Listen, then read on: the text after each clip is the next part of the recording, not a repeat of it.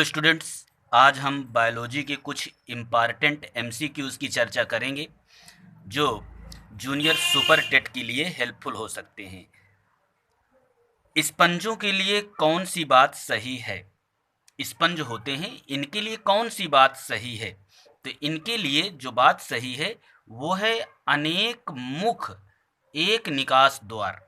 Sponge ये Porifera संघ के सदस्य होते हैं और इनमें छोटे छोटे छिद्र होते हैं। उन छोटे छोटे छिद्रों को हम आस्टिया कहते हैं या उन्हें हम मुख कहते हैं। तो अनेक मुख और एक बड़ा छिद्र होता है ऊपर की तरफ, जिसकी सहायता से उत्सर्जन की प्रक्रिया होती है। ठीक, तो वो एक निकास द्वार होता है, उसे हम आस्कुलम कहते हैं। मतलब अनेक मुख को हम आस्टिया बोलते हैं और एक निकास द्वार को हम आस्कुलम बोलते हैं। आस्कुलम बोलते हैं। तो स्पंजों के लिए कौन सी बात सही है? यही बात सही है कि इनमें अनेक मुख होते हैं, मतलब अनेक आस्टिया होते हैं, और एक निकास द्वार होता है, मतलब एक आस्कुलम होता है। नेक्स्ट है, इनमें कौन सा नाम स्पंजों की कंकाल कंटिकाओं का नहीं है? यहाँ पर 4 नाम हैं और कौन सा नाम स्पंजों की कंकाल कंटिकाओं का नहीं है? तो एक्सान जो है वो कंकाल कंटिकाओं का नहीं है। एक्सान कहाँ से रिलेटेड है? यह तंत्रिका कोशिका से रिलेटेड है। तंत्रिका कोशिका का जो लंबा प्रवर्ध होता है उसे एक्सान कहते हैं। तो यह तंत्रिका कोशिका से या न्यूरॉन से रिलेटेड है। बाकी जो 3 नाम हैं यह स्पंज की कंकाल कोशिकाओं से संबंधित हैं। तो पूछा गया कि स्पंजों की कंकाल कंटिकाओं का कौन सा नाम नहीं है इसमें? तो एक्सान ये नहीं है। नेक्स्ट है, पिनैकोसाइट्स कोशिकाएं किसके शरीर में होती हैं? तो पिनैकोसाइट्स कोशिकाएं जो होती हैं वो स्पंज के शरीर में होती हैं। यहाँ पर मुख्य रूप से 2 कोशिकाएं हैं, पिनैकोसाइट्स और कोइनोसाइट्स। पिनैकोसाइट्स कोशिकाएं जो होती हैं वो स्पंज की बाहरी दीवार को बनाती हैं और जो कोइनोसाइट्स होती हैं वो स्पंज की आंतरिक दीवार को बनाती हैं। तो पिनैकोसाइट्स कोशिकाएं या कोइनोसाइट्स कोशिकाएं आ जाएं, ये किसके शरीर में होती हैं? तो स्पंजों के शरीर में होती हैं। गुहा जो स्पंजों की सभी नाल प्रणालियों में होती है। मतलब कौन सी गुहा है जो स्पंजों की सभी नाल प्रणालियों में होंगी? तो स्पंजोसील, या इसी को हम कहते हैं पैरागैस्ट्रिक कैविटी। पैरागैस्ट्रिक कैविटी यह जो है ये स्पंजों की सभी नाल प्रणालियों में पाई जाती हैं। सभी नाल प्रणाली मतलब स्पंजों में 3 प्रकार की नाल प्रणाली पाई जाती है, एस्कान, साइकान और ल्यूकान। एस्कान प्रकार का जो नाल तंत्र होता है वो सबसे सरल प्रकार का होता है और जो ल्यूकान प्रकार का नाल तंत्र है वो सबसे जटिल प्रकार का होता है। नेक्स्ट है, किसमें लार्वा सक्रिय एवं तैरने वाला होता है लेकिन वयस्क सदैव स्थिर होते हैं? तो ये स्पंजों में ऐसा होता है। इसका लार्वा तैरने वाला होता है, सक्रिय होता है ये, लेकिन वयस्क जो होते हैं वो सदैव स्थिर रहते हैं, फिक्स्ड रहते हैं एक जगह पर। तभी इनको पहले पादप माना जाया करता था, क्योंकि एक जगह पर ये फिक्स रहते हैं। बाद में वैज्ञानिक एलिस ने खोजा कि ये जंतु हैं। ठीक, तो ये सदैव स्थिर होते हैं वयस्क वाले, और जो लार्वा इसके होंगे वो सक्रिय होते हैं। ऐसा स्पंजों में पाया जाता है।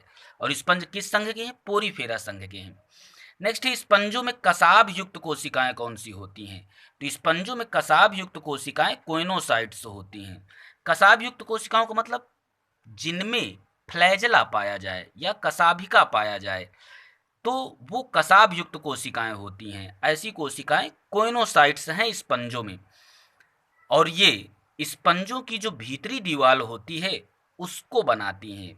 दूसरी तरीके से इसको कह सकते हैं कि जो स्पंजोसील है या स्पंज की गुहा है उसका जो अस्तर होता है वो कोइनोसाइट्स से बना रहता है। हिंदी में इसे कीप कोशिकाएं कहते हैं या कालर कोशिकाएं कहा जाता है। स्पंजों का महत्वपूर्ण लक्षण है नाल तंत्र, कीप कोशिकाएं, एक निकास, अनेक मुख, ये सब। तो ये सब होते हैं स्पंजों में। सभी होते हैं नाल तंत्र मिलेगा जिसे अंग्रेजी में कैनाल सिस्टम कहते हैं।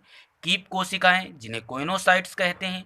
एक निकास को आस्कुलम और अनेक मुख को ऑस्टिया बोलते हैं। तो ये सारे लक्षण स्पंजों में पाए जाते हैं। नेक्स्ट है स्पंजों में जेम्यूल निर्माण।